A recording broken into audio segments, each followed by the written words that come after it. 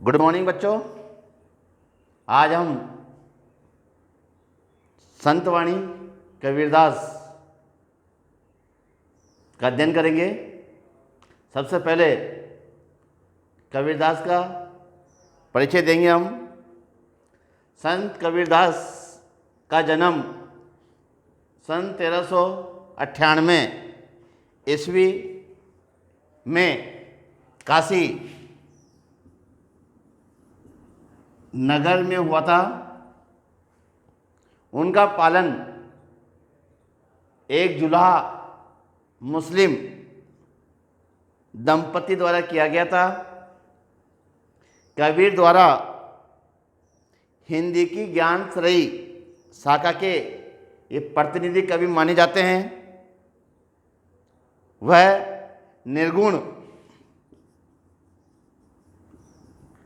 निर्गुण निराकार ईश्वर के उपासक माने जाते हैं।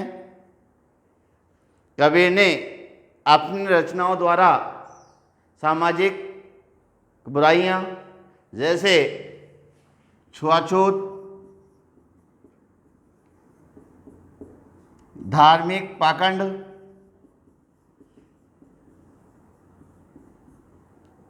अंधविश्वास,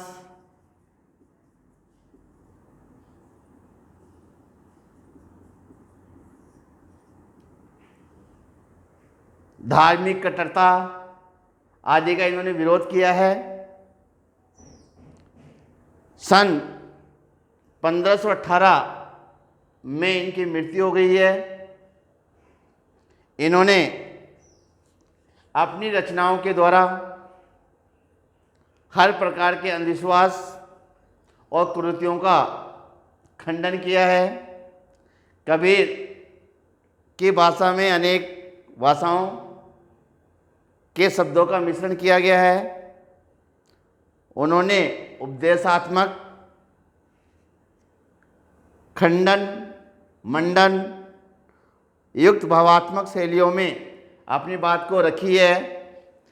इन्होंने जो रचनाएं लिखी है उनके अंदर बीजक के साखी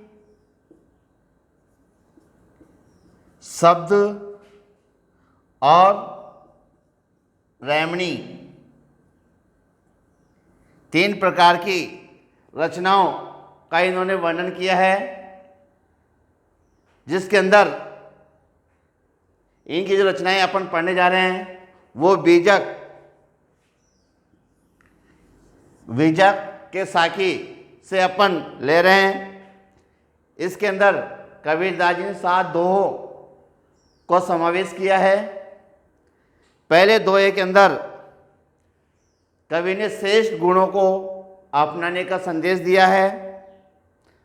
कबीरदास जी कहते हैं कि सब कुछ ईश्वर की देन है। ये विचार इस ओर संकेत करता है कि सांसारिक वस्तुओं से हमें मोह नहीं करना चाहिए। दूसरे पद के अंदर हंस द्वारा जल और दूध अलग अलग करके दूध को ग्रहण किया जाता है। ऐसे ही मनुष्यों को गुणों को ग्रहण करना चाहिए। तीसरे पद के अंदर अहंकार का त्याग करने से जीव ईश्वर का प्रिय और सुखी हो सकता है। चौथे पद के अंदर साधु का आदर उसके ज्ञान के आधार पर करना चाहिए और जाति के आधार पर नहीं। पांचवें पद के अंदर सत्संग करना व्यर्थ नहीं जाता है। जैसे आप संगति में रहोगे वैसा फल आपको मिलेगा, उसका सुफल अवश्य आपको मिलता है। जैसा आप जिसके साथ बैठते हो वैसी संगति आप में आना सुनिश्चित है। सातवां, संतोषी व्यक्ति ही जीवन में सुखी होता है। और लास्ट जो पद दोहा है उसके अंदर कौवा और कोयल के उदाहरण से कवि ने मधुर भाषण का महत्व समझाया है। तो अब हम सबसे पहला दोहा संतवाणी से कबीरदास जी का ले रहे हैं। त्याग तो ऐसा कीजिए सब कुछ एक ही बार, सब प्रभु का मेरा नहीं नीचे किए विचार। त्याग तो ऐसा कीजिए सब कुछ एक ही बार, सब प्रभु का मेरा नहीं, नीचे किए विचार। सुनिए गुण की वार्ता, अवगुण लीजिए नहीं, हंस छीर को गहत है, नीर सो त्यागे जाई। प्यारे बच्चों, इसके अंदर ये दोहा आपके पास आएगा।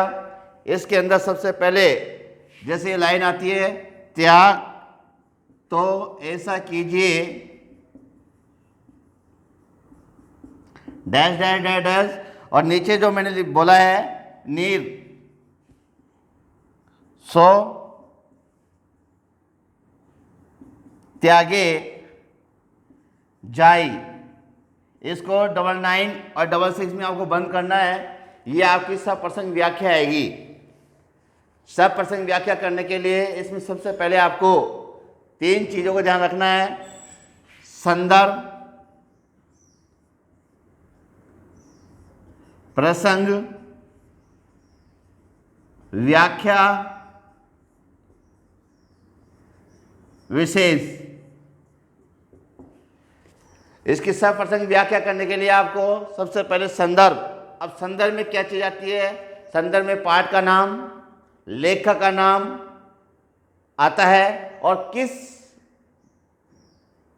पद से लिया गया है उसका नाम आता है। प्रसंग के अंदर जो कवि कहना चाह रहा है उसका वर्णन आता है। व्याख्या के अंदर जो आपको पद दिया गया है उसका अर्थ इसके सामने दिया जाता है। और विशेष के अंदर इसमें कौन सा अलंकार का प्रयोग किया गया है, कौन से तत्सम तद्भव शब्दों का प्रयोग किया गया है, कभी इसमें क्या कहना चाह रहा है, वो 3 बातें समावेश होती है। इसके अंदर जब जाकर के आपकी ये व्याख्या कंप्लीट होगी, ये आपके एग्जाम के अंदर 4 नंबर का एक प्रश्न आएगा। जैसे त्याग तो ऐसा कीजिए सब कुछ एक ही बार, सब प्रभु का मेरा नहीं, नीचे कीजिए विचार। प्रस्तुत दोहा हमारी पाठ्य पुस्तक सर्जन से कवि कबीर दास के द्वारा रचित संत वाणी से लिया गया है। संत वाणी से लिया गया है। ये आ गया आपका संदर्भ। क्या लिखोगे इसमें? प्रस्तुत पद्यांश हमारी पाठ्य पुस्तक सर्जन से कवि कबीर दास के द्वारा रचित संत वाणी से लिया गया है। ये आपका टॉपिक हो गया संदर्भ। प्रसंग, इसमें कवि ने आदर्श त्याग के महत्व और स्वरूप का परिचय बताया है। इसमें कवि ने आदर्श त्याग और स्वरूप का परिचय बताया गया है। साथ में गुणों को ग्रहण करने और अवगुणों को परित्याग करने का संदेश दिया गया है। ये किस में आएगा? ये आपके प्रसंग में आएगा। मतलब अच्छे आदर्शों को अपनाना, अच्छी बातों को अपनाना और बुरी बातों को त्यागना, ये इस प्रसंग में बताया गया है। अब आता है व्याख्या। व्याख्या में देखिए, त्याग तो ऐसा कीजिए सब कुछ एक ही बार। कबीरदास जी कहते हैं मनुष्य को मन में एक बार दृढ़ निश्चय करके अपना सब कुछ क्या कर देना चाहिए? त्याग कर देना चाहिए। आपको ये भावना होनी चाहिए कि उससे प्राप्त सारी वस्तुएं, उसका शरीर भी उसका अपना नहीं है।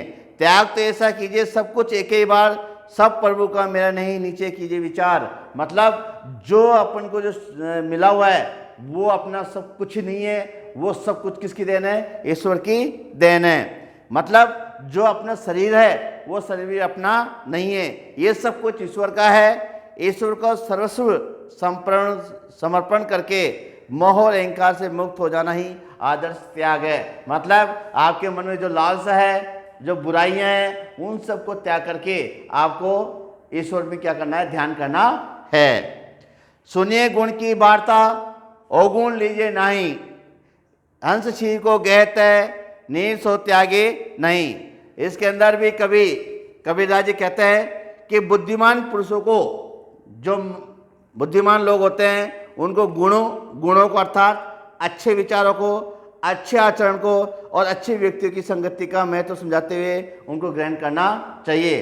कि हमें जहाँ ये देखना चाहिए, सुनो सबकी, करो अपने मन की। मतलब जहाँ अच्छे गुण आपको मिल रहे हैं उन गुणों को आपको तुम्हें क्या करना चाहिए? ग्रहण करना चाहिए। जो निंदनीय और अकल्याणकारी कार्य होते हैं हमें उनसे दूर रहना चाहिए। जिस प्रकार हंस क्षीर को गहत नीर सो त्यागे नाही, जिस प्रकार एक अंश दूध और जल के मिश्रण से दूध को क्या कर लेता है, ग्रहण कर लेता है। एक अंश पक्षी, उसको ये मालूम है कि दूध यह है और पानी यह है, वो दूध और पानी के मिश्रण में से वो सिर्फ किसको ग्रहण करता है, दूध को ग्रहण करता है और जल को क्या कर देता है, वो त्याग देता है। उसी प्रकार मनुष्य को गुणों को ग्रहण करते हुए अब गुणों को त्याग देना चाहिए। मतलब जो अच्छी बातें हैं उनको तो क्या करना चाहिए, ग्रहण करना चाहिए, और बुरी बातों को तुम्हें क्या कर देना चाहिए, त्याग देना चाहिए।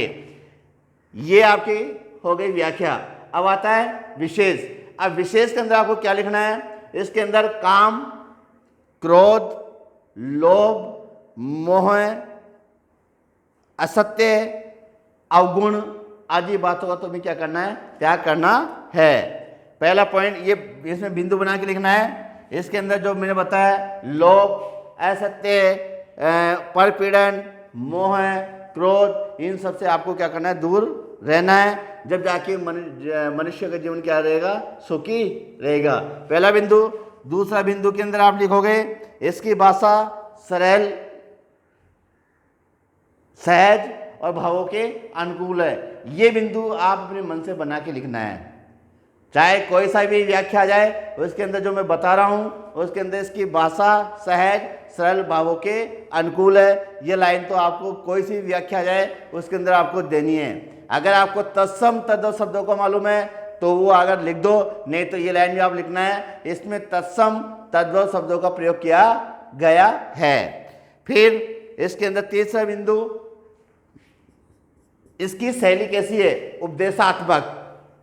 भाई आपको उपदेश दिया जा रहा है, आपको समझाया जा रहा है, तो तीसरा बिंदु लिख दो, इसकी शैली उपदेशात्मक है। और इसमें कौन, अगर आपको अलंकार आते हैं, आपको अलंकार आते हैं तो उस अलंकार का नाम लिख दो, नहीं आते हैं तो आपने इसके अंदर मन से कि इसमें अलंकारों का प्रयोग किया गया है, ये लिख करके आप छोड़ दीजिए। ये आपको कम से कम 3 बिंदु या 4 बिंदु बना करके आपको देना होगा। आपको जहाँ तक है समझ में आ गया होगा, नहीं तो एक पद अपन एक पद हो लेते हैं, उस पद की व्याख्या अपन करते हैं। देखिए आगे वाला पद, छोड़े जब अभिमान को सुखी भया सब जीव, भावे कुछ कहे मेरे प्रिय हिज नीव। अभिमान, अहंकार, भया हुआ, जीव, आत्मा, भावे अच्छा लगे, हिये हृदय में, निज अपने, पिव ईश्वर। अब वही संदर्भ के अंदर आ जाओ। प्रस्तुत दोहा हमारी पाठ्य पुस्तक सर्जन से कवि कबीरदास के द्वारा रचित संत वाणी से लिया गया है। इसमें फिर आ जाओ प्रसंग में। इसमें कवि ने दोहे में सच्चा सुख और प्रिय परमात्मा की प्राप्ति के लिए अहंकार का त्याग करना आवश्यक बताया है। अगर आपको ईश्वर को प्राप्त करना है तो आपके अंदर जो अहंकार भरा हुआ है उस अहंकार को क्या करना है, अपने मन से निकालना है। व्याख्या, कवि कह रहा है, छोड़े जब अभिमान को सुखी भैया सब जीव, जीव अथवा परमात्मा से दूर और विमुख करने वाला अहंकार अर्थात मैं का भाव होता है, उससे अपने मन से क्या करना है, आपको निकालना है। अगर आपको ईश्वर से मिलना है, ईश्वर की आत्मा से आपको करना है, तो आपको मैं की जो भावना है वो मैं की भावना को आपके मन से निकालना है। कबीरदास जी कहते हैं, जब उन्होंने अहंकार को त्याग दिया तो उनको आत्मा का परम सुख प्राप्त हुआ, क्योंकि अहंकार दूर होते ही उनका अपना प्रिय परमात्मा से उनका क्या हो गया, मिलन हो गया। सही बात है। अगर जो व्यक्ति मैं की भावना में चलता है कि मैं हूँ, वो सब कुछ उसके लिए बेकार है। अगर वो मैं की भावना निकाल करके और आगे बढ़ता है तो उसे परमात्मा से मिलने से कोई रोक सकता। सुखी सब भैया सब जीव, भावे कुछ कहे मेरे ही निज पेव। पेव कहता है, कबीरदास जी कहते हैं, कोई चाहे कुछ भी कहे, ये दुनिया कुछ भी कहे, परंतु अब उनके हृदय में उनके प्रियतम परमात्मा निवास कर रहा है। अर्थात लोग उसकी कितनी भी बुराई करें, उसके बारे में कुछ भी कहे, और वह सब प्रकार से संतुष्ट है, क्योंकि उनका मिलन किससे हो गया है? परमात्मा अर्थात ईश्वर से हो गया है। क्यों? क्योंकि उन्होंने अपने मन से क्या निकाल दिया है? अहंकार का भाव निकाल दिया है, मैं की भावना उनको परित्याग कर दिया है। जाति न पूछो साधु की, पूछ लीजिए ज्ञान। जाति न पूछो साधु की, पूछ लीजिए ज्ञान। मोल करो तलवार का, पड़ा रहने दो मयान। मोल करो, मूल्य लगाओ, मूल्यांकन करो। मयान तलवार रखने का खोल, जो एक वो तलवार का जो रखने का कवच आता है उसे बोलते हैं। इसके अंदर भी वही प्रस्तुत धोआ हमारी पाठ्य पुस्तक सर्जन से कबीर दास के द्वारा रचित संत वाणी से लिया गया है। और कवि ने प्रसंग के अंदर लिखोगे, इसमें कवि ने साधु की श्रेष्ठता का मापदंड उसके ज्ञान को माना है, ना कि उसकी जाति को माना है। मतलब इस पद के अंदर उसकी जाति को न मान करके उसका जो श्रेष्ठ ज्ञान है, उस श्रेष्ठ ज्ञान को क्या माना है? सबसे बड़ा माना है। क्या? देखिए आगे, जाति न पूछो साधु की, पूछ लीजिए ज्ञान। मोल करो तलवार का, पड़ा रहने दो मयान। कबीरदास जी कहते हैं, किसी साधु से उसकी जाति पूछकर उसकी मूल्यांकन करना साधुता का अपमान होता है। किसी साधु की जाति पूछ करके उसका अगर आप मूल्यांकन कर रहे हो, वो गलत है। साधु की श्रेष्ठता, उसका सम्मान उसके ज्ञान के आधार पर किया जाना चाहिए कि सामने वाला व्यक्ति में कितना ज्ञान भरा हुआ है, वो कैसी बातें कर रहा है, उसके विचारों से आपको उसके ज्ञान का पता करना चाहिए। ज्ञान की अपेक्षा जाति को महत्व देना ठीक वैसा ही है जैसे मोल करो तलवार का, पड़ा रहने दो मयान में। मतलब कबीरदास जी कहते हैं, ज्ञान की अपेक्षा जाति को महत्व देना ठीक वैसा ही है जैसे तलवार खरीदने वाला मयान के रूप में रंग के आधार पर तलवार का मूल्य बता दे कि वो जो तलवार का जो कवच आता है वो सुंदर होता है। वो कहते हैं यार इसका तो मूल्य काफ़ी है, लेकिन उसका जो गुण है, जब खोल के देखोगे उसके अंदर, अगर वो कड़क होगी, धारदार होगी, तब उस चलेगी, उसका तो काम मालूम पड़ता है, युद्ध के मैदान में मालूम पड़ता है। तो वही कह रहा है कभी यहाँ पे, रंग रूप के आधार पर तलवार का मूल्य लगाए, ऐसा व्यक्ति मूर्ख माना जाता है। खाली उसको देख करके तलवार को, अरे वाह कितनी अच्छी सुंदर तलवार है, अगर उसका मूल्य लगा दे, वो सबसे मूर्ख माना जाता है।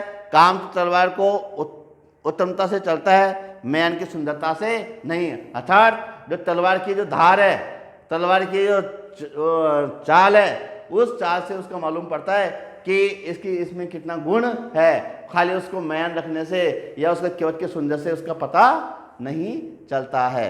तो ठीक है बच्चों, आज हम अपने ये जो पद है, पद को यहीं करते हैं समाप्त। लेकिन जब आप व्याख्या करोगे तो व्याख्या के लिए ये पद ऐसे लिखोगे, उसके अंदर 4 बिंदु आते हैं, संदर्भ, प्रसंग, व्याख्या, विशेष। इसके आधार पर आपको ये आपका 4 नंबर का टॉपिक आएगा एग्जाम के अंदर, जो आपको करना पड़ेगा। तो आज के लिए इतना ही काफ़ी है। कल जो 4 टॉपिक बचे हैं, 4 2 बचे हैं, वो आप नेक्स्ट अगले दिन अपन चलेंगे। धन्यवाद।